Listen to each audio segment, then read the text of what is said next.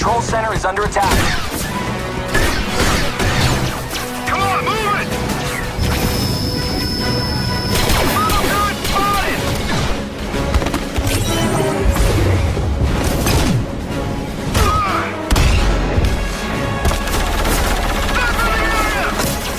Alliance forces are attacking engineering bay.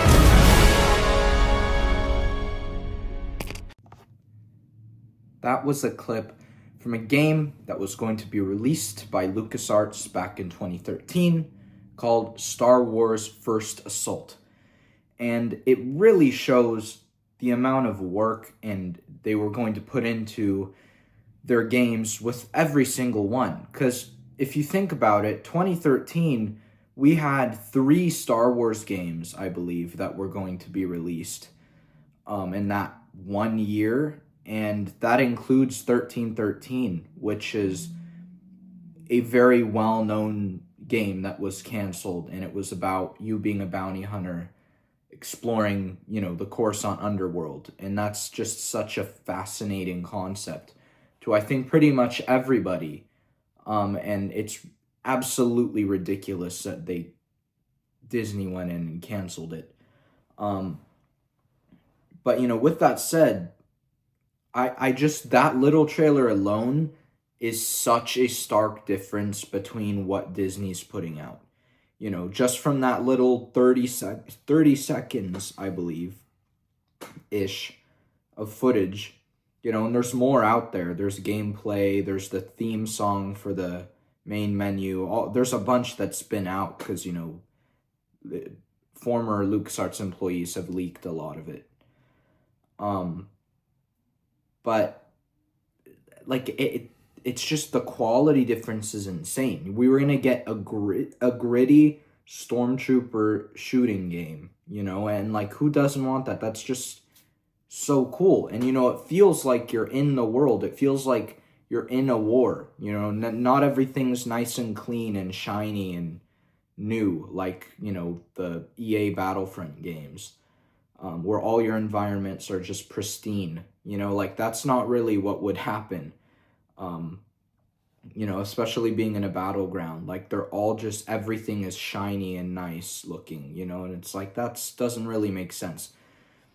And, it goes against, George's view of him wanting everything to look used and worn, to an extent. If you're going to some fancy palace, then obviously keep it a fancy palace, but if you're going to Tatooine, everything shouldn't look nice and intact and ready, like it did in pretty much every single game it's been in since the the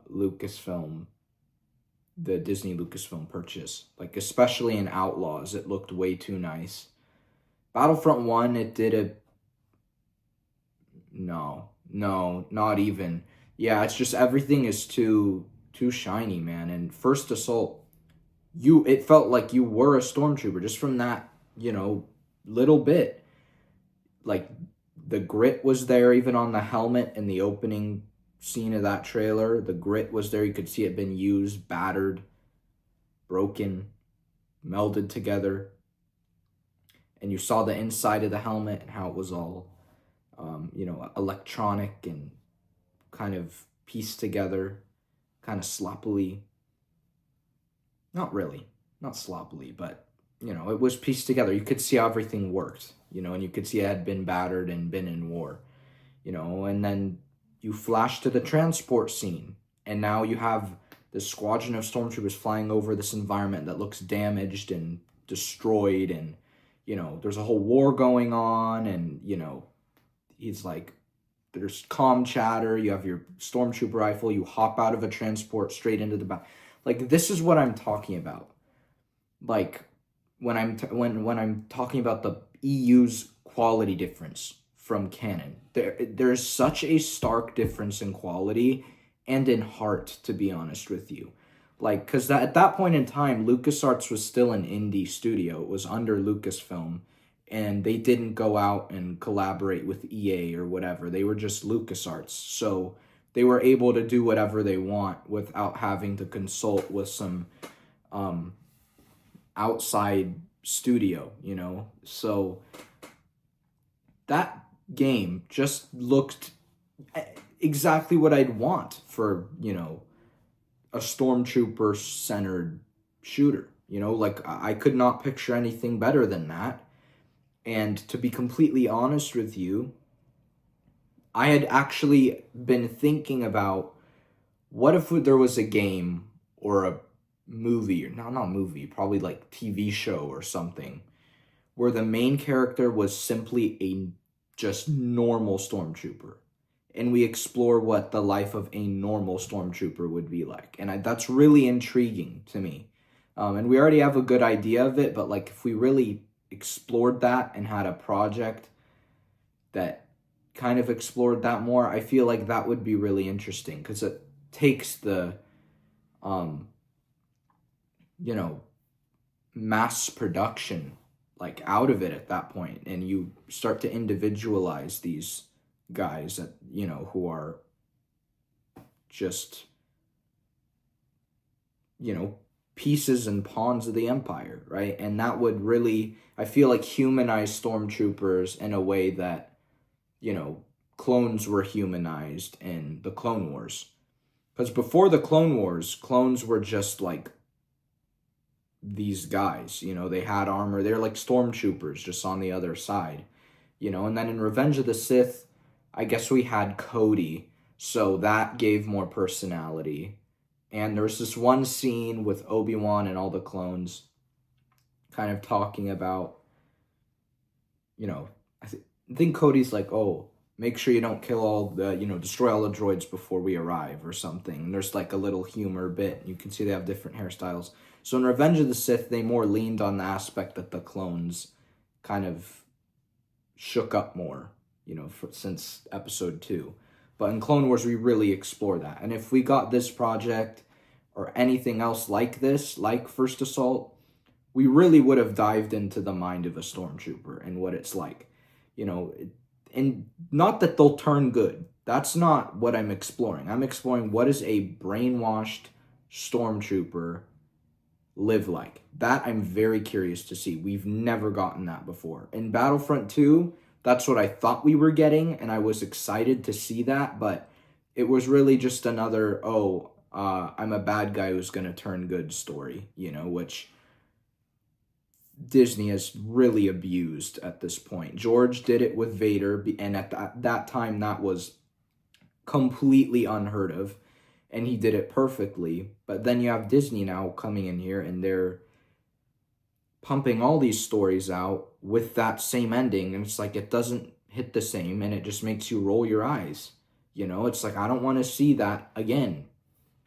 But yeah, First Assault really looked like a gift of a project.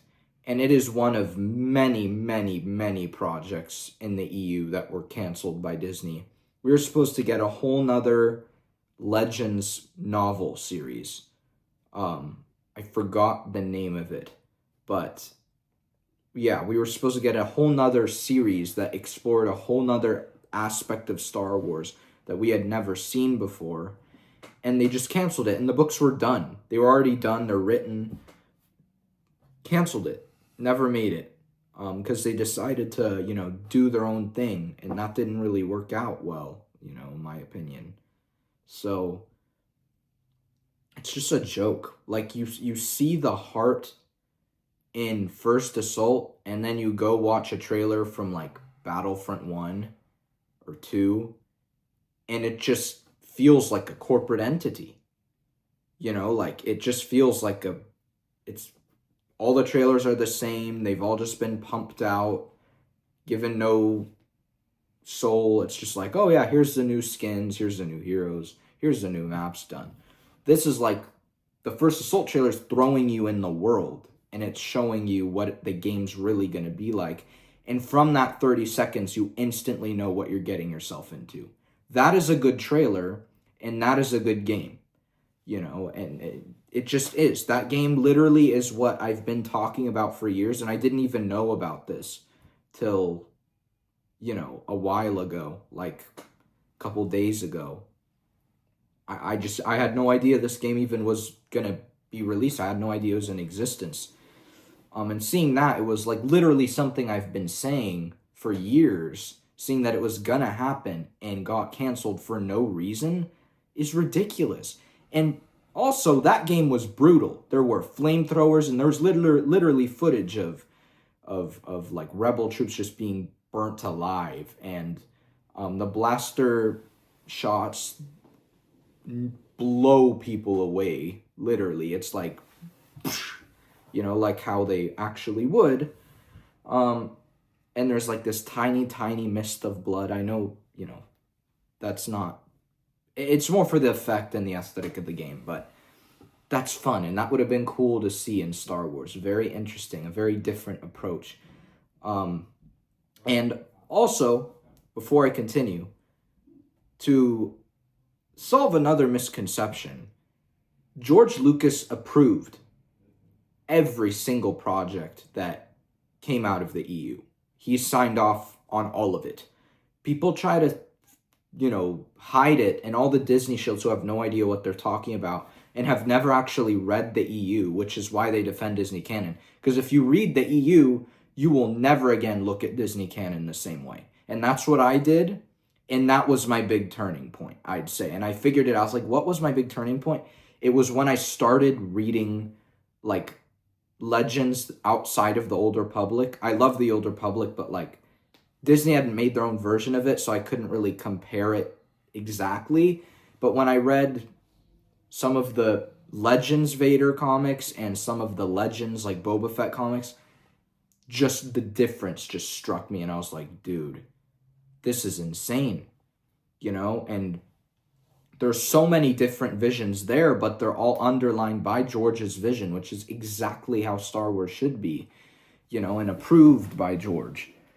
And yet there's a guy on Instagram who posts like every single little piece of evidence where someone's talking about George approves all our projects, or George saying it himself.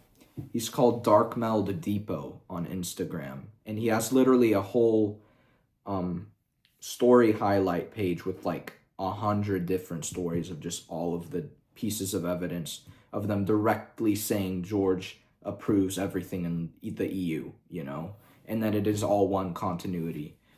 And it's just so cool seeing that, because there's so much proof and evidence of that, and knowing that George approved this game really widens my, I guess, view on how, like, graphic and dark Star Wars can be. Because, of course it can't be, like, a horror film. It can't be, like, R-rated. It has to be, the max it can go is high PG-13. That's, like, it. You cannot push PG-13, more than PG-13 when you're making Star Wars, because that's just completely against George's vision. I don't think George would ever do that, but seeing that he would let more projects kind of slide up there to an extent is really cool. And it has kind of loosened my views on, how light my Star Wars projects have to be.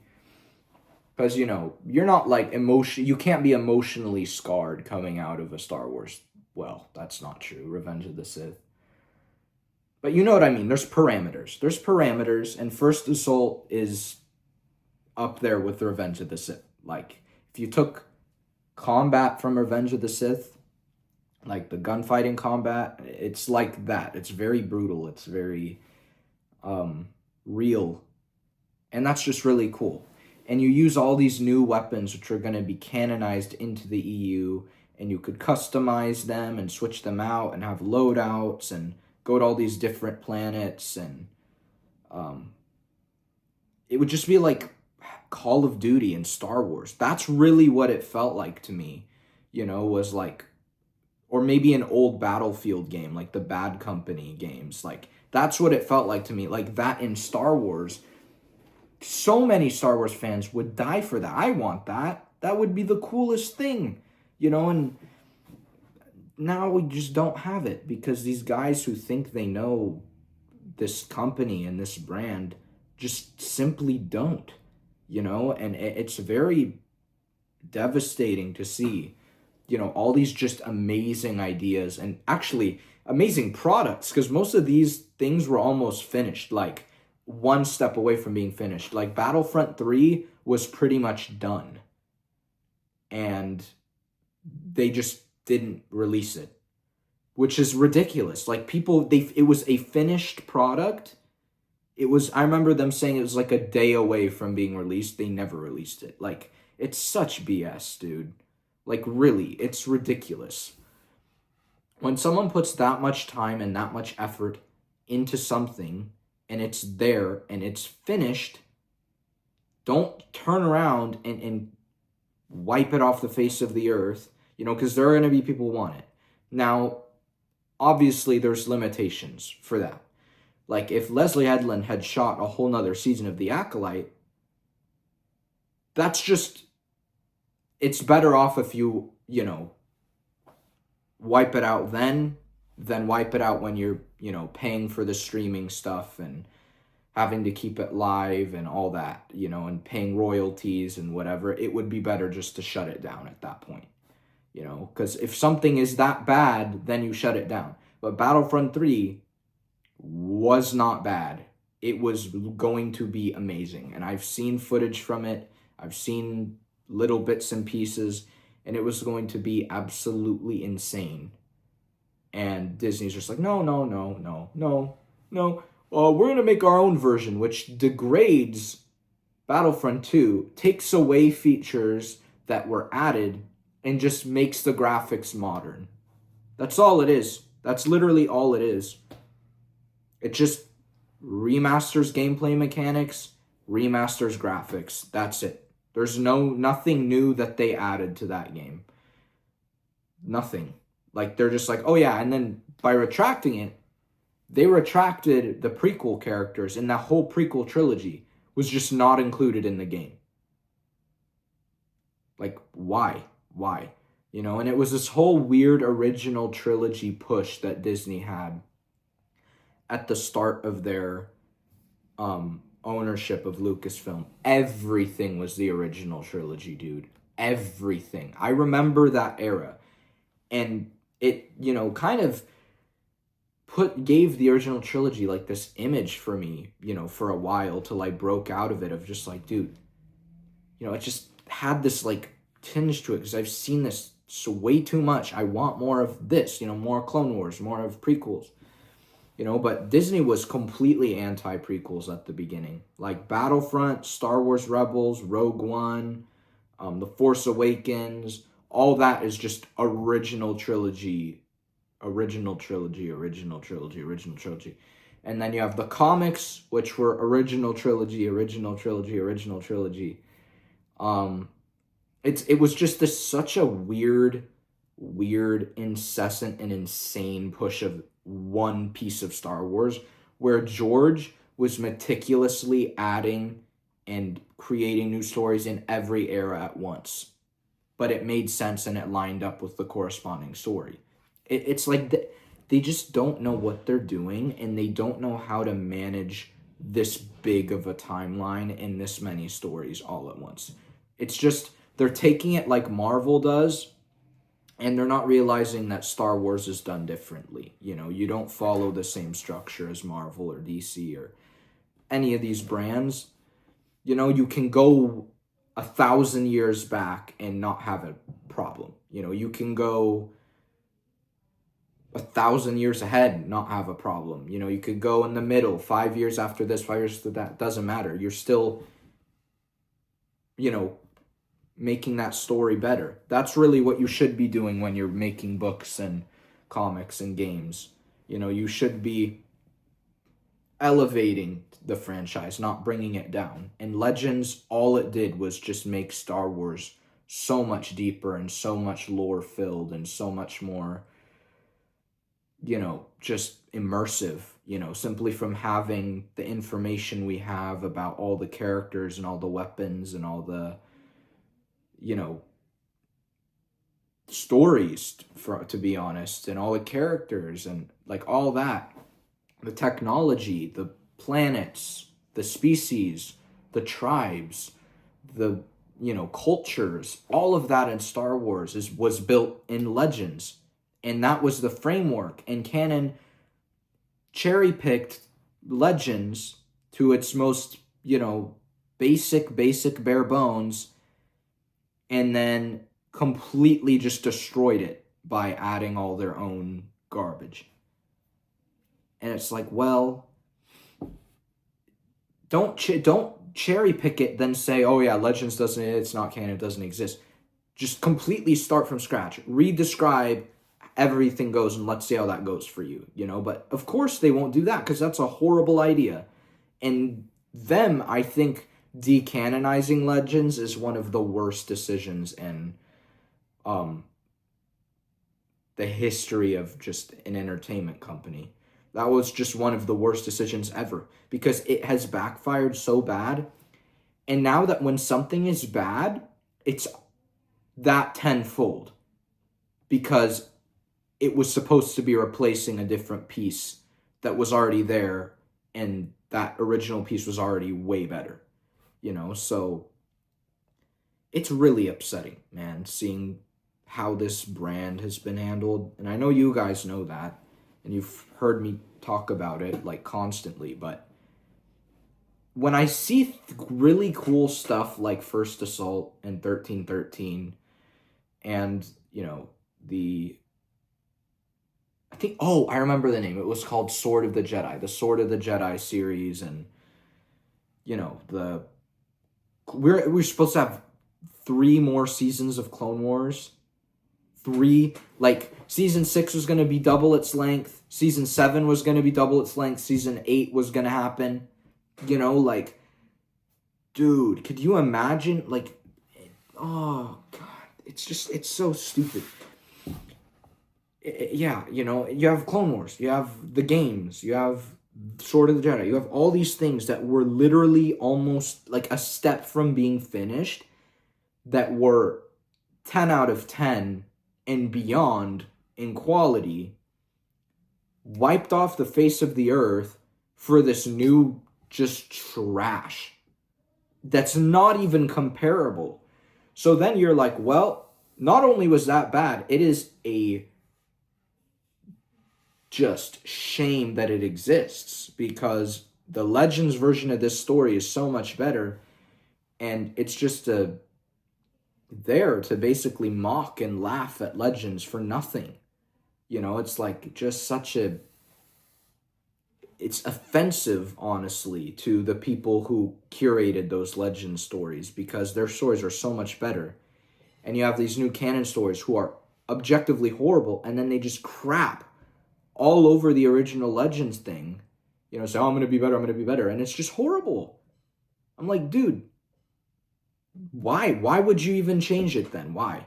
Notice how they have not done anything with the Old Republic, because I swear when they do, it is going to be the most diluted, disgusting disaster you will have ever seen. And I think that once they start going into the Old Republic, half the fandom will leave. Half the fandom left with The Last Jedi, and now we have this half. Well, more with the sequels. Now we have this half. Half of it will leave again. Half of the half will leave. So then who's left? The shills. The shills will be left. Maybe a couple stragglers from us. But at that point, it's dead. I think if they start doing Old Republic stuff, I think it's going to kill the franchise. I'm going to be honest with you. And you have all these kids who are like, make a Revan show, make a blah, blah, blah, make a Malga show. And I'm just telling you, that's going to be the end of Star Wars. I hate to be a doomsdayer or a rage post or whatever, but it's just the truth.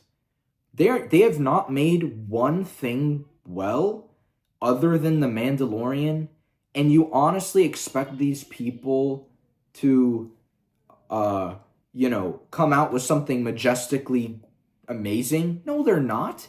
They're not going to go from Legends. We already know that. They're going to completely change and dilute that story into their own way.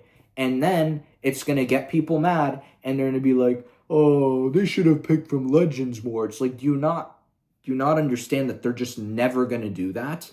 It's like these people, you know what? Ignorance is bliss, man. You can sit here and you can believe Star Wars will get better one day. Star Wars will, they'll draw from Legends more. Oh, I hope that when they do the, this project that, this and this and this will be, thrown in here from Legends. It's like, that's not true. They are not going to use Legends ever.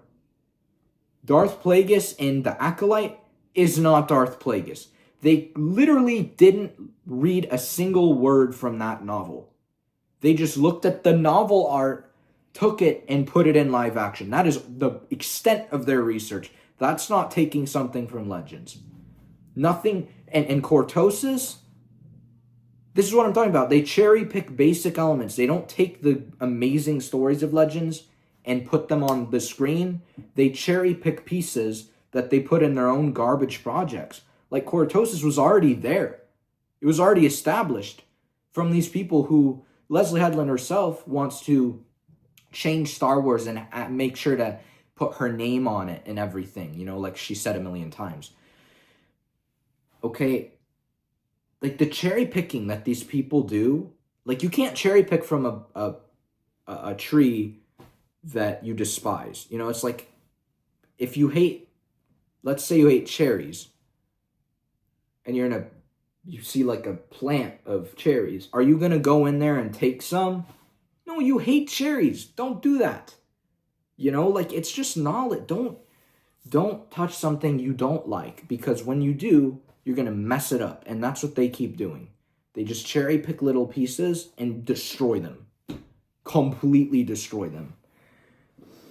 I'm so over it. Yeah, and these stupid people. I like to call them lightsaber spinners, because that's really who they are. They're like obsessed with NeoPixels, and that's like the extent of their Star Wars knowledge in this fandom is NeoPixel lightsabers.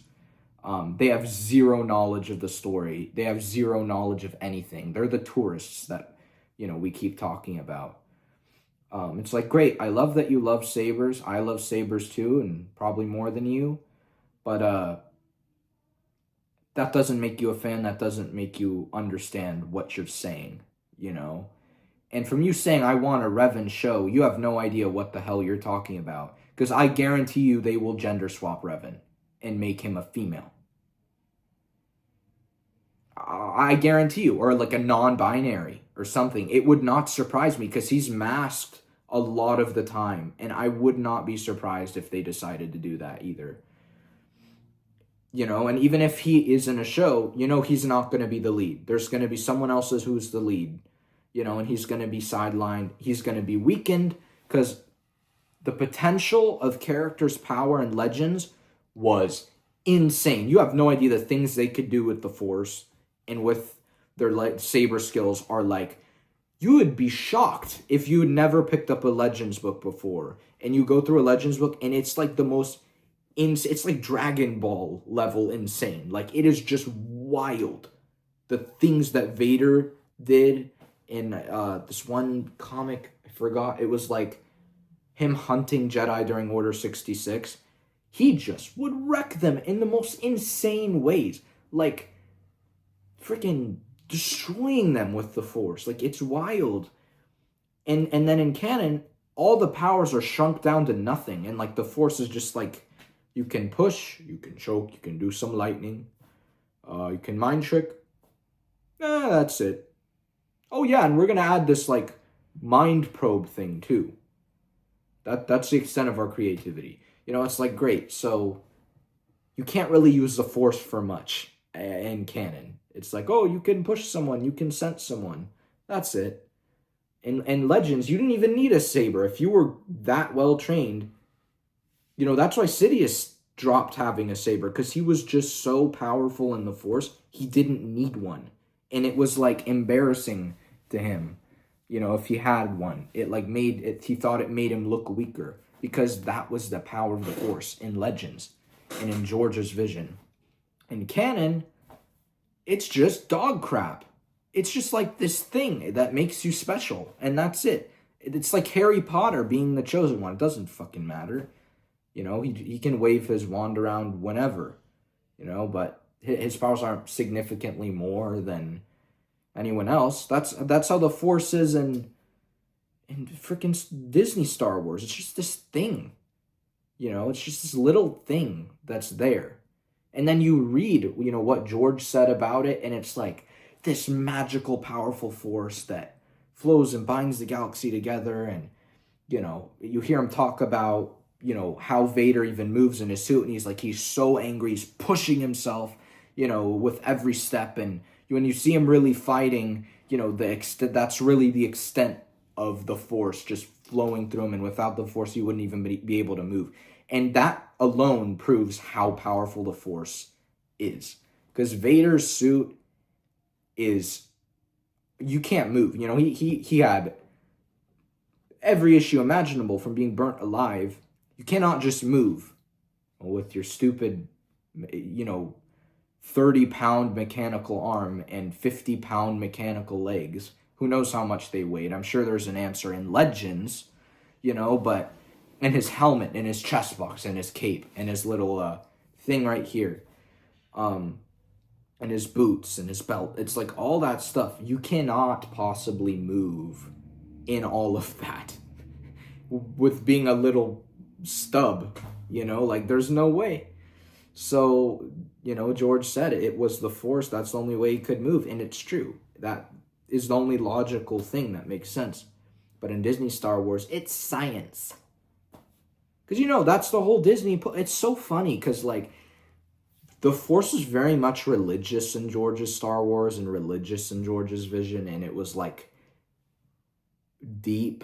And there were lots of explanations of how it would have to be learned and mastered and trained with. And, you know, there's a book called The Jedi Path that really goes really deep into it. And there's a book called Book of Sith that goes really deep into the dark side and how it's used and how... You can't just learn it in a second, and it's not this chosen one thing. It's like you really have to be just committed. You know, even Anakin, who's the chosen one and has a big midichlorian count, he doesn't just magically hit his max potential. He has to work and work and work and work for it. You know, because that's how religion is, you know. You have to put a lot of work into it for it to make your life better. And that's the same way with the Force and Legends and George's Star Wars. Is it took a lot of training, and you had to really fight the evil in yourself to be able to hit your max potential. You know, or the Sith, they'd try to ward off the pieces of good in their souls, you know, to really dive into the deep end, you know. So that concept, that religious quasi like biblical feeling of the Force, like, is just gone. Now it's just like Harry Potter. Like, oh, push. Oh, throw. Oh, once in a blue. They don't even... I'll meditate like this, and then nothing happened with that. There was no. It's like, no. They even make fun of meditation in The Last Jedi, and they make fun of that like completely. And it's like, dude, what? Like, it's just so dumb, you know. And it proves again that these people don't understand Star Wars and how the Force is literally the most essential piece to the brand, you know, and not the idea of the Force, I guess, and the idea of how the Force influences people in their own ways, you know, whether a Jedi or a Sith or individual. That is what holds Star Wars together, you know, not of freaking... It's now Harry Potter wands. That's all it is. It's just like... that's it. There's nothing, no depth to it. There's no depth to the Force anymore. It's just this shallow thing. And it's so horrible. And it's just so funny and how that aligns with Disney's political views of religion just being the nonsense magic and how science is the answer. That really seems to be what they're pushing, which I think is really funny because I don't even think they're doing it on purpose. I think it just kind of happens to be that way. And it's really funny, dude. Because when you read the Jedi Path and then you read the Secrets of the Jedi, the sections that talk about the Force in each of those there is a stark contrast. Like, it's insane. There's like 50 pages on the Force, maybe more, in the Jedi Path, and then in the Secrets of the Jedi, it's just like 3 pages. It's like, dude, it's so funny, man. It really is. Like, they're so politically biased and illogical and stupid, Religion is at the core of Star Wars, of all of Star Wars. So if you're just going to deny religion and make the Force and the Jedi just some magical, Disney-like powered beings, then it kind of dilutes it, It kind of dilutes it. But yeah, and then you're like, oh, well, Boba Fett didn't have the Force, and blah, blah, blah, didn't have the Force. It's like, well, yeah, they didn't harness it. They didn't really believe in it. And by they, I mean Boba and other ones. I'm not trying to fucking turn Boba trans by saying they. I mean, referring to him and bounty hunters. Him and the bounty hunters, they didn't embrace the Force, but everyone has it. Everyone has, God creates everyone in the beginning, right? Every single person is created by God. Therefore, everyone is binded by something. They just obviously can't use it. They can't use the Holy Spirit unless they commit to it and they accept it. It's the same deal with the Force. So even when they don't use and commit themselves to the Force, they still have this essence of morals, and choosing where you want to be on the scales. Do you want to be dark? Do you want to be light? It's like, it's still very much there, and it's a feeling you only get when you're watching it. You just see how everyone in George Star Wars has their own moral compass, and it's really cool to see how it moves, with each character and how each character responds to certain situations, and how that really proves overall that there is this thing connecting everyone, so it's like, do you think science is telling people to fight against Darth Vader, or do you think there's something inside them that's telling you, oh wait, I think he's not a good guy, Or Luke, even better, oh, I think I can turn this guy because I feel bad for him, That's the ultimate Jedi, and that would be the ultimate Christian, is trying to turn evil to good, that's a thing. So yeah, man, it's just like that. Even that has that really, the Force is the feel of Star Wars. It's just this thing that's always there, Even when it's not brought up, you just feel it. It's a feeling. I can't tell you, in the Clone Wars episode. No, you know what? There's one. It's Lethal Trackdown, in I think season 2 of the show, where Plo Koon is talking to Boba Fett, and this is one of my favorite moments in Star Wars. And he's talking about Jango and the death of his father, and you just see the difference between a religious being and a non-religious being. And that is one moment, I guess a little before that, where you see just the difference, and then when they come close together and they talk, and they're both calm, they're able to kind of relate to each other and speak to each other in a matter where they want the best for each other. It's very interesting. And Boba's trying to fight that feeling, and Plo is really diving into that feeling. And there's this really interesting, like, choral music that plays. Not even choral. It's like one person singing these notes.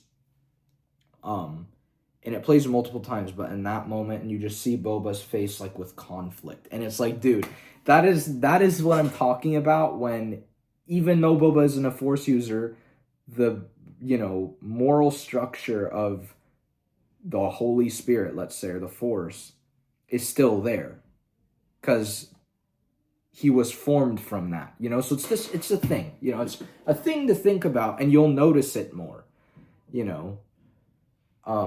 when there's like moments between a Jedi and a non-Jedi, and I feel like Din Djarin, let's say even in The Mandalorian, I think Din Djarin becomes, I think, a little curious about the Force and religion at that point after he meets Ahsoka. I think that's really a thing he starts to consider, and it's very interesting. But if you pay attention, you'll see how he acts, like how he's rash and everything, and the way he, when he first saw Ahsoka attack her, like you see how he just kind of mellows down a little bit, and the way he talks about the Force changes, and it's just so interesting. And the same thing happened with Han in the original trilogy. It's like, that's how you write, having an encounter with, someone of that religion automatically makes you think, about the person, makes you think about the religion. And some people are like, oh yeah, well that's obviously, and some people are like, oh, maybe there's something to this, and that happens when, Force users meet non-Force users. It's like, it's so cool, man. This is the depth of Star Wars. When you're writing a story and coming up with the idea, not that deep. But when you have to go through, edit, and purify your script and purify your characters, that's when you go really deep, So when people are like, Star Wars isn't really that complex of a story, it's like just the hero's journey. It's like, no.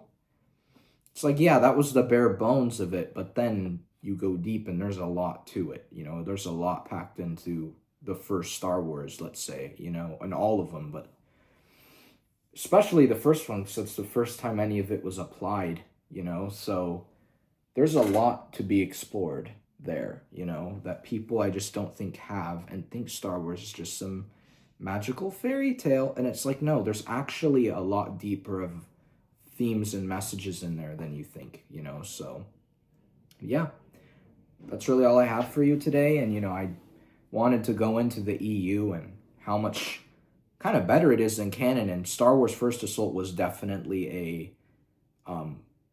gateway to this topic, so yeah, that game looked amazing, and the EU was amazing, and I still love and read those stories constantly. They're just great. I love them.